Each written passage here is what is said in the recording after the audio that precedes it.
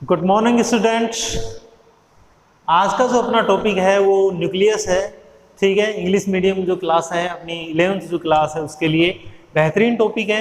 हर जो competitive exam होता है यहाँ से क्वेश्चन ज़रूर पुटअप किया जाता है। तो आज हम इसके बारे में इसकी जो स्ट्रक्चर है उसके बारे में पढ़ाएंगे, साथ साथ उन क्वेश्चनों पर भी जिक्र करेंगे जो कम्पिटिटिव एग्जाम में पूछे जाते हैं अक्सर।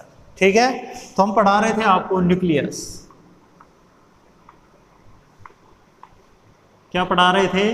न्यूक्लियस पढ़ा रहे थे आपको। बहुत ही बेहतरीन टॉपिक है ये अपने आप में। तो खोज के बारे में बता चुके थे कि वैज्ञानिक जो थे डिस्क्राइब किया गया था इसे सबसे पहले वो किसके द्वारा किया गया था? Robert brown.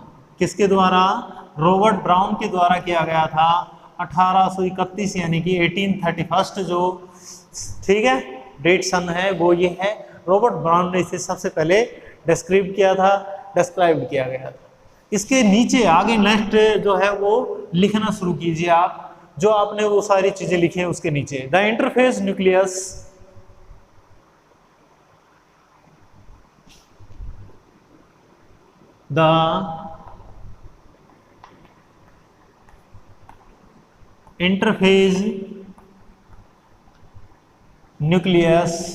हैज। देखो मैं आपको फिर बता देता हूं ये चीज जो आपको वास्तव में याद रखने की है। वो क्या है कि ये जो इंटरफेज न्यूक्लियस जो शब्द है इसका मतलब यहाँ पर न्यूक्लियस को हम दो पार्टों में पढ़ते हैं। ठीक है, दो अलग अलग भागों में न्यूक्लियस जो होता है उसकी स्ट्रक्चर बदल जाती है। हालांकि स्ट्रक्चर तो वही रहती है लेकिन जो न्यूक्लियोप्लाज्म होता है उसमें थोड़ा बहुत परिवर्तन देखने को मिलता है। इसलिए क्या कहा गया था? Interphase nucleus. फिर बता देते हैं कि जो सेल डिवीजन होता है, ठीक है, आराम से समझ लेना इसको और आपको बहुत कुछ समझ में आ जाएगा इसी चीज से। ये अगले 5 मिनट बिल्कुल केयरफुली सुनना कि सेल डिवीजन जो होता है डियर स्टूडेंट, सेल डिवीजन का मतलब है कि एक सेल जो होती है यानी कि जो सेल साइकिल होती है, ठीक है, सेल जो साइकिल होती है उसको कंप्लीटली हम डायग्राम के द्वारा बताते हैं आपको। ये आपके लिए इस शब्द को समझाने के लिए एक्स्ट्रा चीज है। ठीक है, ये आउट ऑफ कोर्स है लेकिन समझना बहुत जरूरी है। सेल जो साइकिल है डियर स्टूडेंट यानी कि जो कोशिका चक्र होता है। अब इसकी डेफिनेशन क्या होती है? सबसे पहली बात तो यह है कि सेल साइकिल क्या है।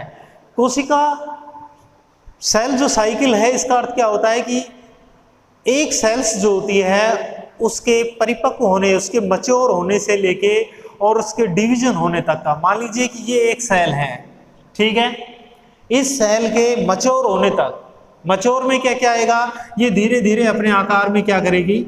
वृद्धि करेगी। तो क्या कहा गया है कि एक सेल्स के मैच्योर होने से लेकर और उसके सेल डिवीजन तक, जब वो कितनी कोशिकाएं बन जाएंगी? 2 कोशिकाएं बन जाएंगी, उस समय तक का जो पीरियड होता है कंप्लीटली वो जो पीरियड कहलाता है वो सेल साइकिल कहलाता है। ठीक है, अब यानी कि मैच्योर भी होना, उसका आकार में वृद्धि भी करना। जैसे ये 2 कोशिका, ये एक कोशिका थी, इससे क्या हुई? 2 कोशिकाओं का निर्माण हो गया। ठीक है, एक सेल्स जो थी वो 2 डॉटर सेल्स के अंदर डिवाइड हो गई। अब ये 2 डॉटर जो सेल्स होती हैं ये अपने आकार में क्या करेंगी? वृद्धि करेंगी, फिर बाद में भी ये क्या हो जाएंगी? डिवाइड हो जाएंगी। ठीक है, तो यहाँ से यहाँ तक का जो पीरियड होता है ये कंप्लीटली पीरियड क्या कहलाता है? सेल साइकिल कहलाता है। पहली बात। दूसरी बात, सेल साइकिल को इन्हीं 2 भागों में बांट देते हैं हम। कौन कौन सा? एक तो डियर स्टूडेंट होता है इंटरफेज। ठीक है, ठीक है, एक जो स्टेज है वो तो कौन सी है? इंटरफेज। और दूसरी डियर स्टूडेंट होती है एम फेज। क्या होती है? M phase. इंटर जो फेज होती है ये वाली, जैसा कि यहां लिखा हुआ है द इंटरफेज न्यूक्लियस। अब कोशिका तो वही है लेकिन यहां पर इंटरफेज का मतलब होता है प्रिपरेशन स्टेज। प्रिपरेशन स्टेज यानी कि यहां पर जो सेल होती है वो तैयारी करना शुरू कर देती है अगले विभाजन के लिए। सेल बनी है तो वो विभाजित जरूर होगी, समझ गए? तो वो क्या कर देती है? अपना आप में क्या कर देती है? प्रिपरेशन शुरू कर देती है, तैयारी करना शुरू कर देती है। जो दूसरे जो पदार्थ होते हैं जैसे डीएनए, आरएनए, इनका सिंथेसिस शुरू हो जाता है, डीएनए की फोटोकॉपी तैयार हो जाती है। ठीक है, इसे कई भागों में पढ़ते हैं हम। उनकी हम यहाँ जिक्र नहीं करेंगे। समझना यह है कि इंटरफेज क्या है। इंटरफेज का मतलब होता है तैयारी अवस्था, प्रिपरेशन स्टेज इन सेल्स, ठीक है, किससे बिफोर सेल डिवीजन। सेल यानी कि कोशिका जो होती है, कोशिका विभाजन से पहले जो तैयारी की अवस्था होती है वो डियर स्टूडेंट इंटरफेज होती है।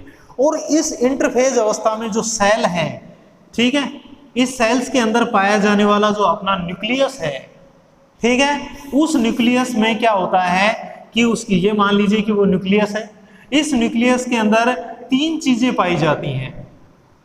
क्या क्या पाई जा रही हैं? एक तो ये दिखाई दे रहा है आपको डियर स्टूडेंट, ये जो डीएनए सूत्र जो आपको उलझा हुआ नजर आ रहा है, ये क्या कहलाता है? क्रोमोटिन कहलाता है। क्या कहलाता है?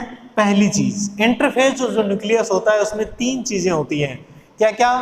क्रोमेटिन पहला, दूसरा एक स्ट्रक्चर और होती है जो मेम्ब्रेन लेस होती है, इसमें ये होती है न्यूक्लियाई या न्यूक्लियोलस, ठीक है, जिसे केंद्रिका कहते हैं। और तीसरी जो चीज होती है वो इसके अंदर न्यूक्लियोप्लाज्म होता है, ये वाला डेंस जो न्यूक्लियोप्लाज्म आपको नजर आ रहा है, ठीक है, ये क्या होता है इसका? न्यूक्लियोप्लाज्म। ओके, चारों ओर जो है इसके ये जो है ये न्यूक्लियो मेम्ब्रेन है। इस तरह का होता है इंटरफेज स्टेज। दूसरी होती है एम फेज। एम फेज जो होती है डियर स्टूडेंट, उसके अंदर क्या होता है कि अब जो सेल्स थी उसने प्रिपरेशन कंप्लीट कर ली, अब वो क्या करेगी? डिवीजन करना प्रारंभ करेगी। और डिवीजन 2 चरणों में कंप्लीट करती है। यहां पर 2 स्टेप होती है डिवीजन की। कौन कौन सी?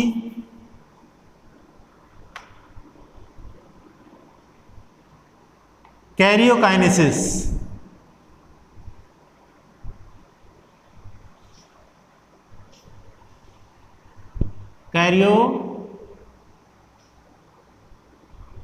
काइनेसिस, और दूसरी होती है साइटोकाइनेसिस।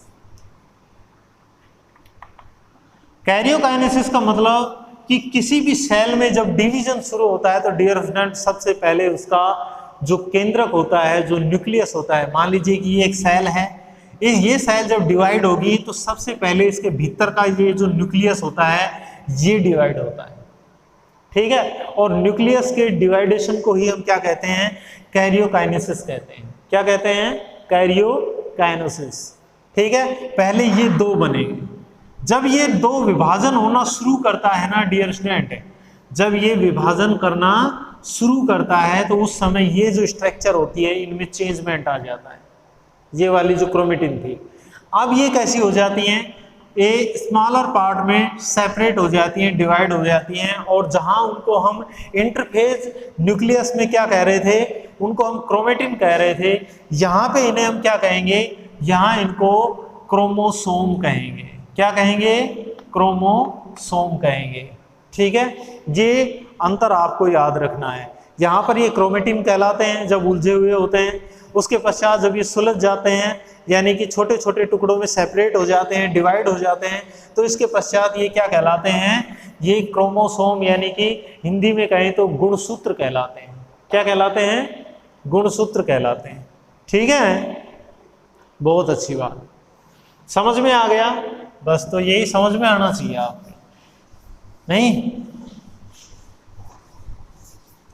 तो यहां पर आप इस लाइन को कंप्लीट कर दें।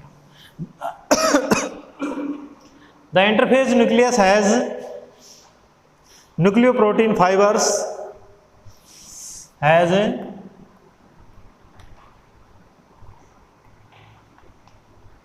न्यूक्लियोप्रोटीन फाइबर्स, जिन्हें क्या कहा जाता है? Nucleoprotein fibres called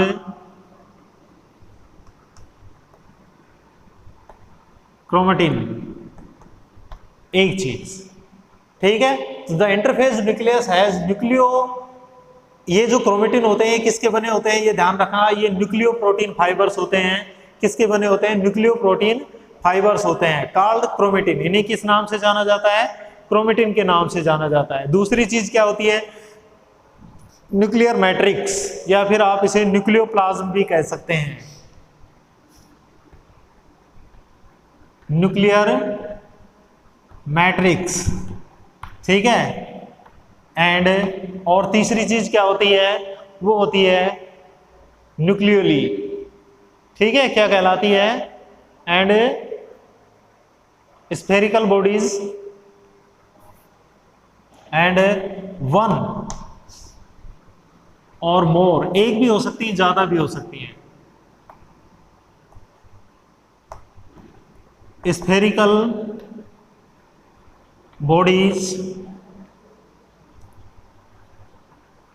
called nucleoli, ठीक है। ये न्यूक्लियोली भी कह सकते हैं जब ज्यादा के बारे में बात करें। अगर आप सिंगुलर की बात करें, केवल एक की बात करें, तो यही न्यूक्लियोली क्या कहलाएगी, न्यूक्लियोलस कहलाएगी।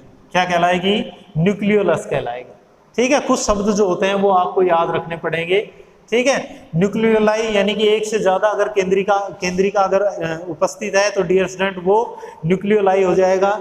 और वैसे न्यूक्लियस, जैसे आपने ग्रेनम और ग्रेना में डिफरेंट पढ़ा था, ठीक है। ग्रेना और ग्रेनम में जब क्लोरोप्लास्ट की स्ट्रक्चर पढ़ रहे थे तो ग्रेना और ग्रेनम में आपने डिफरेंट पढ़ा था, तो वही सेम डिफरेंट इन दोनों शब्दों में है। न्यूक्लियोलाई का मतलब कैसा होगा, प्लूरल, ठीक है, और न्यूक्लियोलस का मतलब सिंगुलर, ठीक है, गुड।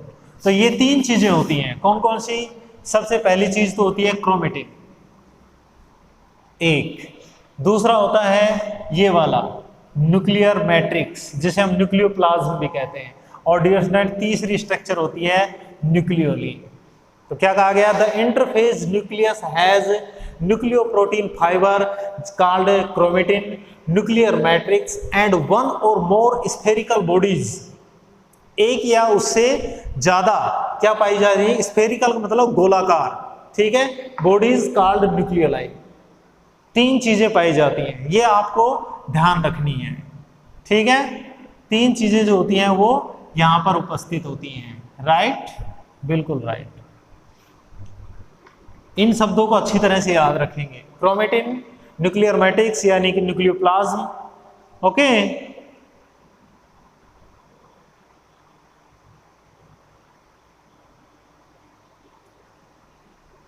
नेक्स्ट लिखिए न्यूक्लियर एनवेलोप, यानी कि उसके चारों तरफ की अगर हम बात करें, न्यूक्लियर एनवेलोप यानी कि जो उसका घेरा होता है, which consist of two membranes, which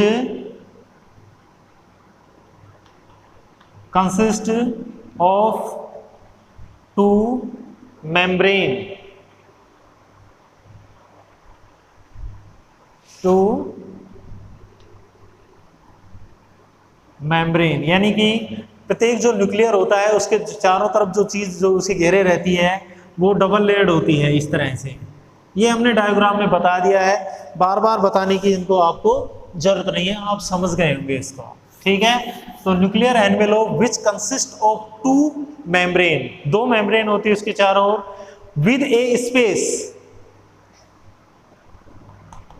with a space, और दोनों के बीच में क्या होता है, एक स्थान होता है, एक स्पेस होता है, खाली जगह होती है, ठीक है, बिटवीन 10 to 50 नैनोमीटर, इनके बीच में जो स्थान होता है वो 10 से और 50 नैनोमीटर का हो सकता है, जिसे हम क्या कहते हैं, dear student, called perinuclear space. क्या बोलते हैं उसे, कॉल्ड पेरी न्यूक्लियर स्पेस। ये तो इसकी स्ट्रक्चर के बारे में बातें हो गई। दूसरी बात है कि न्यूक्लियर जो एनवेलोप होता है, यानी कि उसका जो बनने की क्रम है, उसके चारों ओर जो होता है, ठीक है, which consist of two membrane, दो मेम्ब्रेन से बना हुआ होता है, with a space between 10 to 50 nanometre called peripheral, यानी कि दो झिल्लियां होती है और दोनों झिल्लियों के बीच में क्या होता है, एक पेरी न्यूक्लियर स्पेस पाया जाता है जो 10 to 50 नैनोमीटर चौड़ा होता है, विड्थ का होता है, ठीक है। ये तो आप समझ ही गए, गुड। फटाफट लिख लो, इसको मिटाएंगे।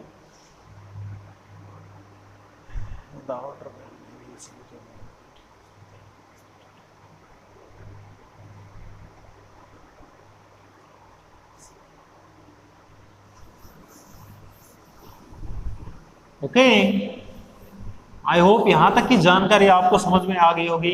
काफी इंटरेस्टिंग टॉपिक है ये, ठीक है। आगे लिखिए, the outer membrane, the outer membrane usually remain, the outer membrane usually remain continuous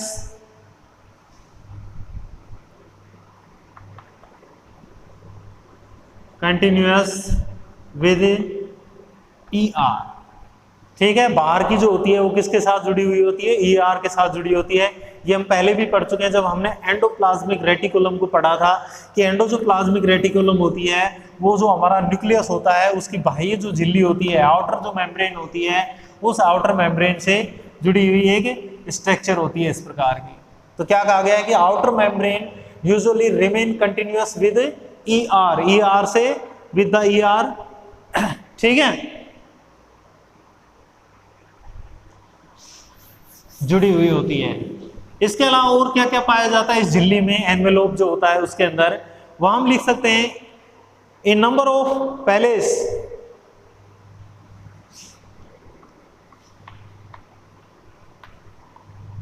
A number of palace, यानी कि बहुत सारे ऐसे स्थान होते हैं, ठीक है। पैलेस, द न्यूक्लियर एनवेलोप,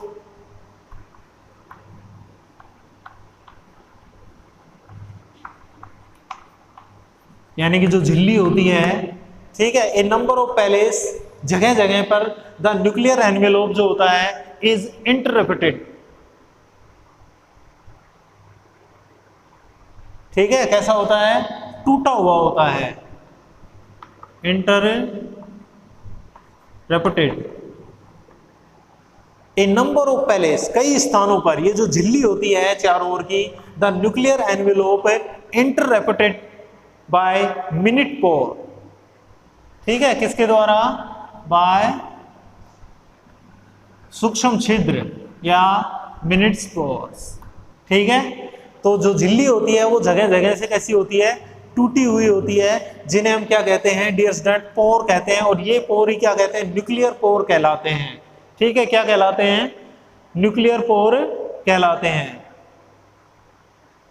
काम क्या करते हैं ये बहुत जरूरी है, ठीक है। न्यूक्लियर पोर ऐसे पूरा लिख लेना, called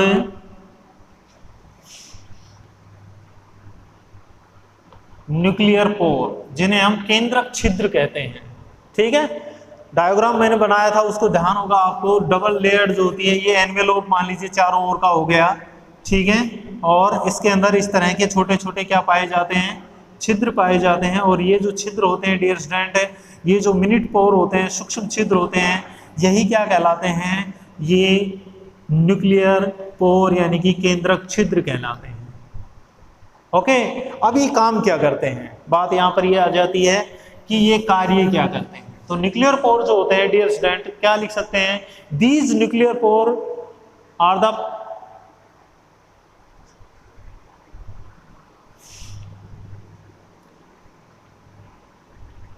these nuclear pore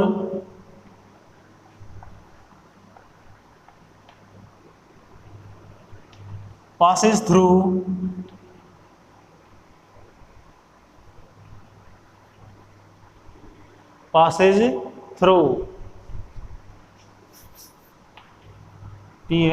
THROUGH। Okay, these nuclear pore passes through, क्या काम करते हैं, passes through which movement of RNA, which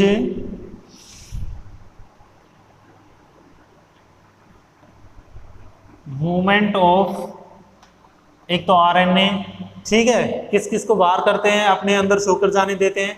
these nuclear pore passes through which movement of RNA and protein molecules, RNA and protein molecules, दिख तो रहा है ना, and protein molecules. ठीक है, प्रोटीन जो मॉलिक्यूल्स होते हैं, protein molecules take place in both direction,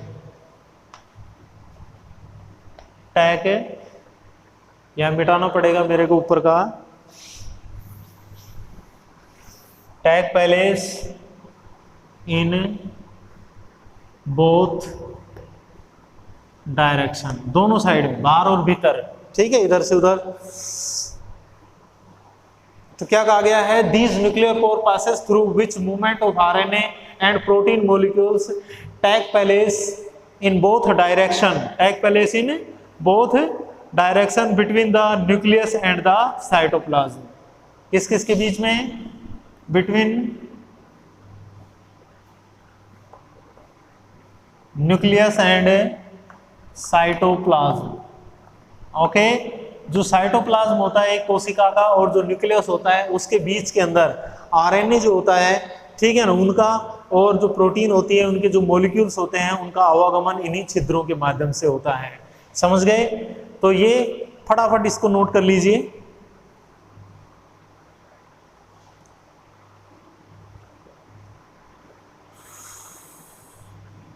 मिटा देता हूं मैं, इन्हीं छिद्रों के माध्यम से होता है। ठीक है,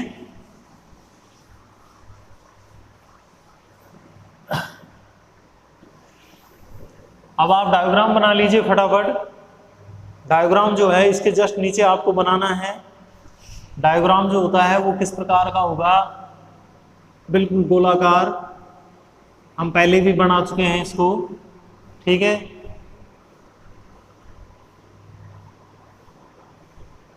कल भी हमने बना के बताया था, आज फिर से बता देते हैं। ये इस तरह का डायग्राम होता है इसका। ठीक है, जो हमारा न्यूक्लियस होता है इसको आपको जगह जगह से क्या करना है, इनमें मिनट पोर दिखाने हैं इस प्रकार से, यूं।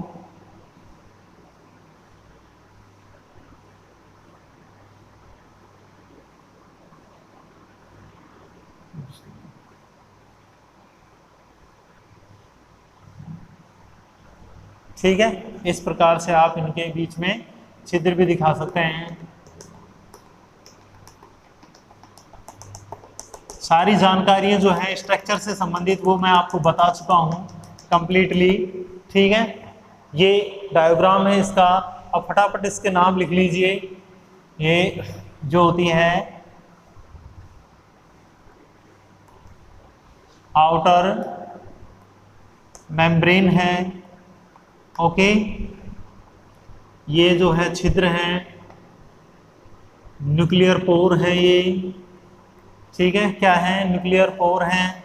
ये बीच का भरा हुआ जो मैटर है डियर स्टूडेंट, ये क्या होता है, न्यूक्लियोप्लाज्म कहलाता है। इसके अलावा इसके अंदर उलझी हुई अवस्था में डीएनए सूत्र पाया जाता है। ये डीएनए जो सूत्र होता है ये क्या कहलाता है, अभी बताया था, क्रोमेटिन कहलाता है। ठीक है, क्या कहलाता है, क्रोमेटिन कहलाता है। इसके अलावा इसके अंदर स्फेरिकल बॉडीज पाई जाती हैं, कुछ some spherical bodies found in nucleoplasm called, क्या कहलाती हैं वो कहलाती हैं न्यूक्लियोलस। ठीक है, एक को हम न्यूक्लियोलस कह देंगे, अगर एक से ज़्यादा हैं तो वो क्या कहलाएंगी, न्यूक्लियोलाई कहलाएंगी। ठीक है, इस तरह की संरचना जो होती है ये हमारी किसकी है डियर स्टूडेंट, ये हमारा न्यूक्लियस है।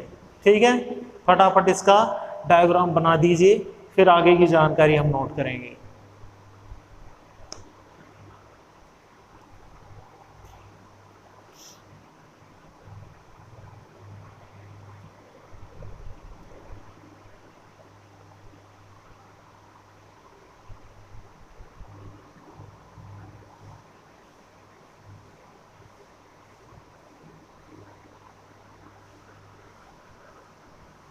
ठीक है,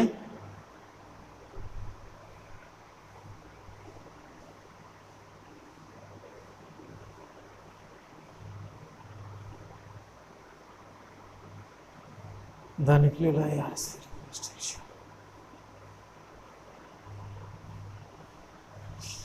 इसके नीचे लिखिए द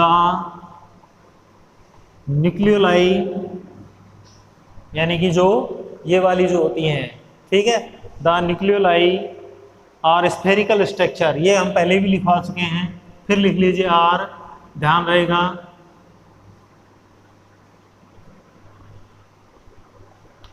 स्फेरिकल स्ट्रक्चर कैसी होती हैं? स्फेरिकल स्ट्रक्चर होती हैं, ठीक है। The nucleoli are spherical structure, और ये काम क्या कहलाती हैं? It is a site for active ribosome RNA synthesis. It is a site for active, a site for active ribosomal, ठीक है, active ribosomal RNA synthesis, RNA synthesis, ठीक है। क्या कहा गया है कि जो ये न्यूक्लियोलाई होती हैं डियर स्टूडेंट, ये स्फेरिकल स्ट्रक्चर होती हैं, तो ठीक ही ठीक है, लेकिन ये काम क्या करती हैं ये बहुत ज़रूरी है, आपको याद रखना है। ये एक्टिव राइबोसोमल जो आरएनए होता है, यानी कि जिसे आरएनए कहते हैं, उसके सिंथेसिस में भाग लेती हैं, उसके सिंथेसिस में भाग लेती हैं, और साथ ही साथ एक कार्य और करती हैं कि राइबोसोम की जो दो उप इकाइयाँ होती हैं, जहाँ राइबोसोम में हमने पढ़ा था 2 सब यूनिट होती हैं, इच राइबोसोम हैज़ 2 सब unit, one larger and second smaller. जो लार्जर होती हैं, ठीक है, उन दोनों के निर्माण में काम आती है ये हमारी न्यूक्लियोलस या न्यूक्लियोलाई। Okay, good. इसके जस्ट नीचे नोट कर लिया आपने। इसके बाद लिखिए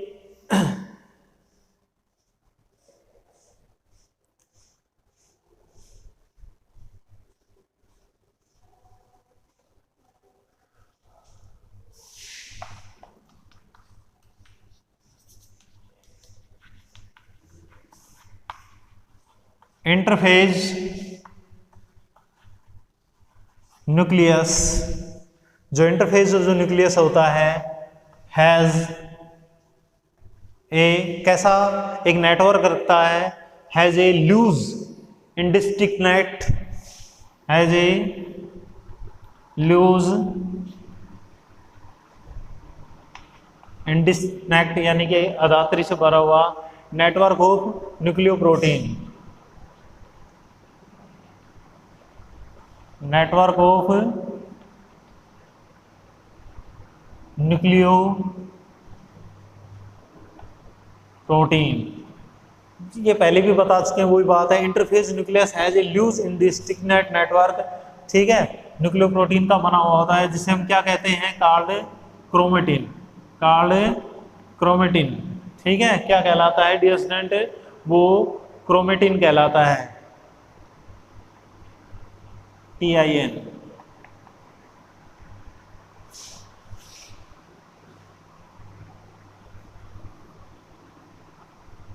क्रोमेटिन, ठीक है। तो ये क्या कहलाता है? ये नेटवर्क जो होता है ये क्रोमेटिन कहलाता है। लेकिन यहाँ पर अब बात आती है, इंपॉर्टेंट जो बात है, इसे फटाफट नोट कर लीजिए। यहाँ तक तो हम सारी चीज़ें क्लियर कर चुके हैं, सभी चीज़ें समझ चुके हैं। अब जो समझने की चीज़ है वो मिटा दूं।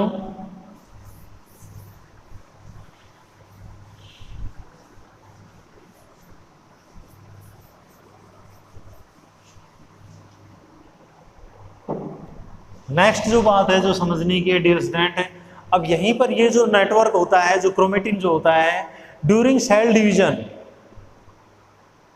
ड्यूरिंग सेल डिवीजन, यहां तक तो इंटरफेस थी, ठीक है, अब सेल डिवीजन हो गया। During cell division, cell division के दौरान जो क्रोमेटिन होता है,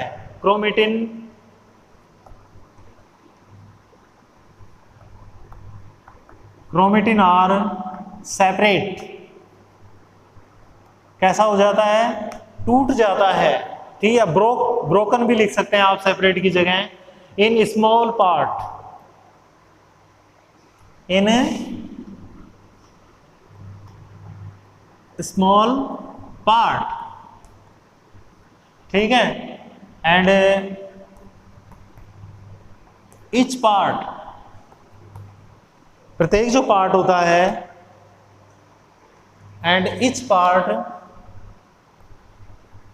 कॉल्ड, क्या कहलाएगा, ये शब्द बहुत इंपॉर्टेंट है, क्रोमोसोम। ध्यान रखना, during cell division chromatin are separate in small part. जब सेल डिवीजन शुरू होता है तो यही जो क्रोमेटिन होते हैं ये सेपरेट हो जाते हैं, अलग अलग हो जाते हैं, टूट जाते हैं, ब्रोकन हो जाता है इनका, और प्रत्येक जो पार्ट है डियर स्टूडेंट वो क्या कहलाएगा, क्रोमोसोम कहलाएगा। क्या कहलाएगा, क्रोमोसोम कहलाएगा। ध्यान रखना, क्रोमोसोम को हिंदी में क्या कहते हैं, गुणसूत्र कहते हैं। ठीक है, the number of chromosome in a human cells, ये आपको मुझे कमेंट करके बताना है कि एक जो ह्यूमन सेल्स होती है उसमें कितने क्रोमोसोम पाए जाते हैं। ठीक है, तो समझ गए ये क्या कहलाते हैं डियर स्टूडेंट, ये क्रोमोसोम कहलाते हैं। ठीक है, क्रोमोसोम कहलाते हैं।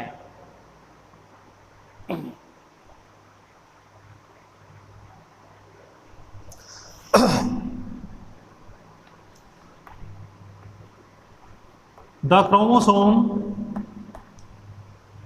या फिर आप एक काम कर लीजिए कि स्ट्रक्चर लिख लीजिए ताकि आपको समझ में आ जाए। टॉपिक डाल लो, स्ट्रक्चर ऑफ क्रोमोसोम। क्रोमोसोम के आप स्ट्रक्चर फटाफट बना लीजिए, आपको समझ में उससे सारी चीजें क्लियर हो जाएगी आपकी, मैं बता भी चलूंगा आपको। स्ट्रक्चर जो होती है डियर स्टूडेंट क्रोमोसोम की, वो कुछ इस प्रकार की होती है, यूं। ठीक है, जैसा मैं बोर्ड पे बना रहा हूं इसी तरह से बना लेना आप भी, कोई ज्यादा इसमें समस्या वाली बात नहीं है।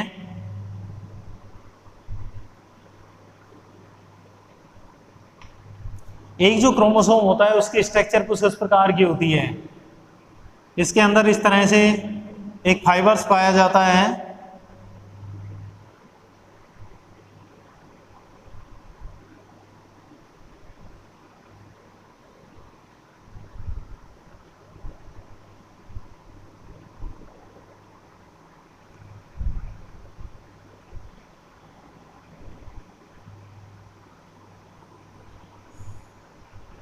इस प्रकार से। ठीक है, नजर आ रहा है आपको सारी चीजें। ये स्ट्रक्चर होती है। बाहर का जो आवरण होता है इसका, चारों ओर जो आपको ये जो नजर आ रहा है सराउंडेड बाय, ये जो आवरण होता है ये क्या कहलाता है, पेलिकल कहलाता है। क्या कहलाता है, पेलिकल कहलाता है। इसके बीच के अंदर ये जो दबा हुआ स्थान होता है डियर स्टूडेंट, ये सेंट्रोसोम कहलाता है। क्या कहलाता है, ठीक है, या फिर इसे प्राइमरी कंस्ट्रिक्शन कह सकते हैं, प्राइमरी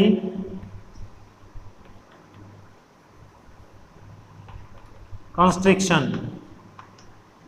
ठीक है, प्राइमरी कंस्ट्रिक्शन कहलाता है। क्या कहलाता है, प्राइमरी कंस्ट्रिक्शन कहलाता है ये। या इस प्राइमरी जो कंस्ट्रिक्शन होता है डियर स्टूडेंट, इसे हम क्या कहते हैं, इसे सेंट्रोमियर कहते हैं। क्या कहते हैं, दूसरा अगर नाम बताएं इसका तो ये क्या कहलाता है, यही स्थान इधर मैं नाम लिख देता हूं। ठीक है, क्या कहलाता है, सेंट्रोमियर। क्या कहलाता है, या तो आप इसे प्राइमरी कंस्ट्रिक्शन यानी कि प्राथमिक संकीर्णन, कंस्ट्रिक्शन का मतलब क्या होता है, दबा हुआ स्थान। गुणसूत्र में एक दबा हुआ स्थान होता है। ठीक है, ये जो दबा हुआ स्थान होता है ये सेंट्रोमियर कहलाता है।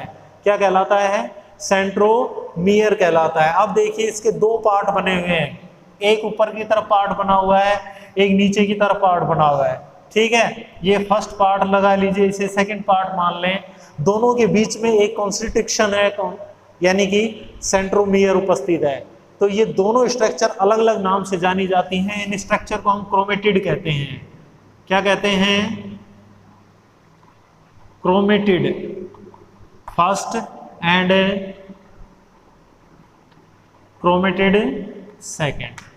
ठीक है, दोनों क्रोमेटिड, यानी कि each chromosome has 2 chromatid joint with centromere, यानी कि प्रत्येक जो एक क्रोमोसोम होता है वो 2 क्रोमेटिड होते हैं उसके पास, और दोनों जो क्रोमेटिड होते हैं वो किसके द्वारा जुड़े होते हैं? सेंट्रोमियर के द्वारा जुड़े हुए होते हैं। फटाफट बना लीजिए ये चीजें, शायद आपको समझ में आ गई होंगी। ठीक है, इसके बीच के अंदर जो ये स्थान, ये जो है, ये क्रोमोनीमा कहलाते हैं, क्रोमोनीमा। ठीक है, क्या कहलाते हैं? क्रोमोनीमा कहलाते हैं। और क्रोमोनीमा के ऊपर जो बिंदु समान संरचनाएं होती हैं डियर स्टूडेंट, ये जो बिंदु समान संरचनाएं होती हैं ये जीन कहलाती हैं। क्या कहलाती हैं? ये जीन कहलाती हैं। ओके, तो एक जो हमारा जो क्रोमोसोम होता है उसकी स्ट्रक्चर कुछ इस प्रकार की होती है। फटाफट बना लीजिए इसको, शायद आपको समझ में आ गई होगी।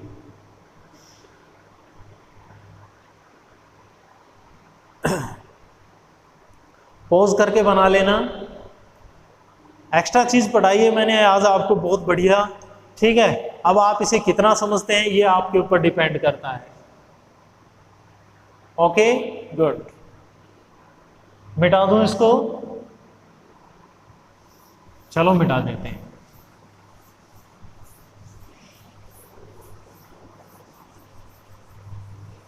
ठीक है, गुड। अब इसके पश्चात लिखिए कि एवरी क्रोमोसोम, जो प्रत्येक जो क्रोमोसोम होता है, the chromosome can be classified into 4 types. अब अगर प्रकारों की बात करें हम, टॉपिक डालो टाइप ऑफ क्रोमोसोम, क्रोमोसोम के प्रकार। ठीक है, तो द क्रोमोसोम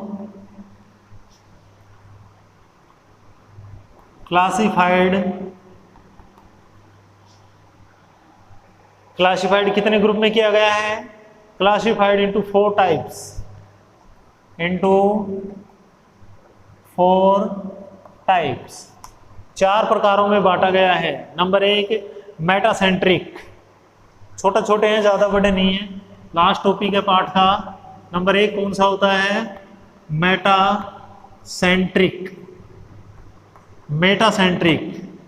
ठीक है, अब ये मेटासेंट्रिक क्या होता है इसके बारे में लिखिए। मेटासेंट्रिक का मतलब होता है chromosome has middle centromere, chromosome has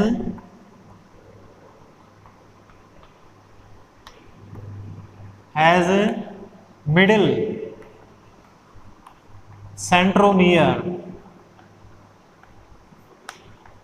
ठीक है, ये प्रकार भी हमेशा सेंट्रोमियर की उपस्थिति के आधार पर ही होते हैं। क्या कहा गया है कि मेटासेंट्रिक वे क्रोमोसोम होते हैं जिनमें जो सेंट्रोमियर होता है वो मिडिल में होता है, यानी कि बीच में होता है। ठीक है, middle centromere forming 2 equal arm, forming 2 equal arm, जिसकी 2 बराबर की भुजाएं बना लेता है। जैसे मान लीजिए, जैसा हमने डायग्राम बनाया था, ये एक क्रोमेटिड, ये दूसरा क्रोमेटिड, और अगर सेंट्रोमियर कहाँ स्थित है? बिल्कुल केंद्रक जो क्रोमोसोम है उसके मध्य में स्थित है। तो क्या कहा गया है? Chromosome has middle centromere forming 2 equal arm, जो 2 बराबर की भुजाएं बनाता हो। ठीक है, 2 बराबर के भुजाओं, आर्म का मतलब यहाँ क्रोमेटिड से है। किससे है?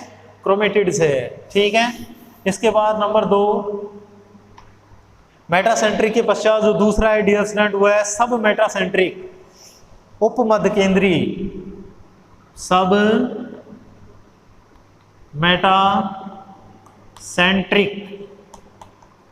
सब मेटासेंट्रिक में क्या होता है वो नोट कीजिए कि chromosome has centromere slightly away, chromosome has centromere slightly away from the middle,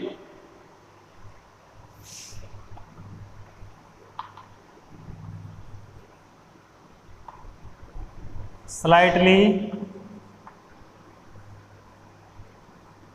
away from, किससे? क्रोमोसोम है centromere slightly away from,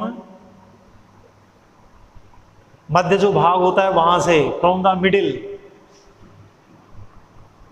from the middle of chromosome, थोड़ा सा दूर होता है, ठीक है, थोड़ा सा दूर हो जाए, ठीक है। तो यहाँ पर एक शॉर्टर आर्म हो जाती है और एक बड़ी हो जाती है, ज़्यादा अंतर भी नहीं होता है।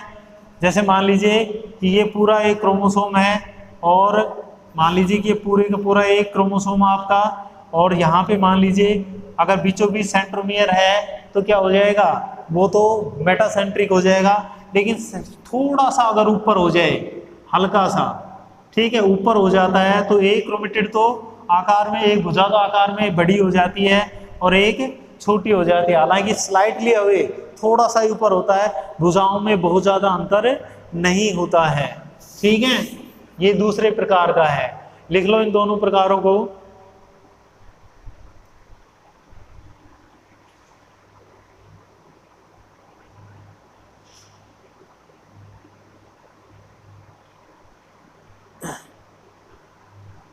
लिख लिया?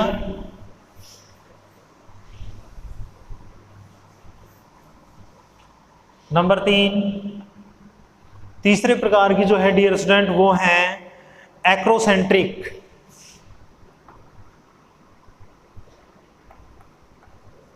एक्रोसेंट्रिक, एक्रो जो सेंट्रिक है, इनमें क्या मैटर है डियर स्टूडेंट, ये होता है chromosome the centromere is situated close to it, the centromere is, यहां पर the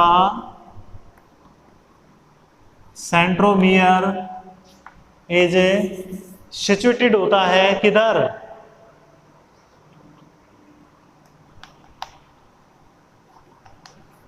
situated close to it and, close to its end, इसका जो सिरा होता है, एक जो छोर होता है, उसके बिल्कुल कैसा होता है, उसके बिल्कुल नजदीक हो जाता है, जिससे क्या होता है one and forming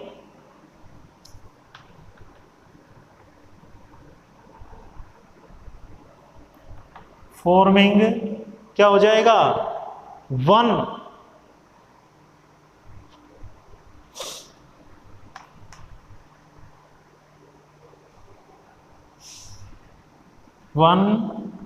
extremely short arm, एक तो बहुत ही क्या हो जाएगी, छोटी हो जाएगी जब एंड में स्थित होगा तो, and one very long arm, and one